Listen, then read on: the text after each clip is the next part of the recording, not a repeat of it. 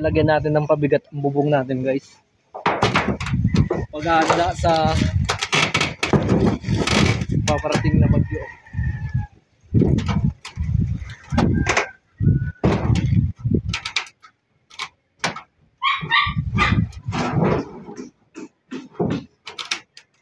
Yan, ligtas at may alam, guys, at pag-aanda. Yan, ingat tayo sa paparating na bagyo, mga Bicolano. Kagaya namin sa Bicol, guys, so naghahanda na kami dito para sa paparating na bagyo. Yan, nilagyan ko na ng pabigat ang aming bubong, guys. So 4, guys. Yan, ligtas ang handa, guys, sa paparating na kalamidad. Yan, so sa mga kapitbahay namin, marami ng pag-aanda. Yan, nilagyan na natin ng yan, pampatibay, guys, pampatibay sa bubong. Yan, ingat po tayo mga kababayan natin dito sa Bicol. Ingat po ang lahat ng mga Bicolano. Yan, kada kanto, guys, kada kanto merong pabigat. Yan, may kaway pa tayong nilagay dito. Yan, kaway, guys, para iwas. Yan, para hindi pa rin ang bubong natin. Yan, so matagal na kasi to, guys. Ilang dekada na dito.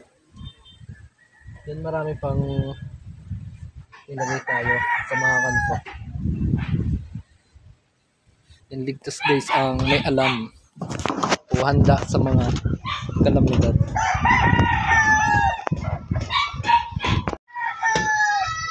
Yan, kalmado pang panahon dito sa ating lugar. So napakakalmado, guys. Yan, marami na tayong mga nilagay pampabigat dito sa atin. Yan, so napakatagal na kasi ng bahay natin, guys. Napakatagal na ng bahay natin. Ilang dekada na o marami ng bagyong inano. Yan, nigpitan pa natin, guys, ang tali.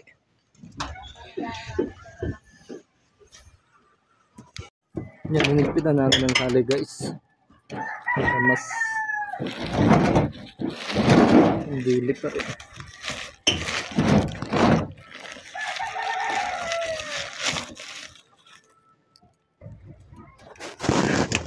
Yan, ingat po tayo mga kababayan natin dito sa Bicol.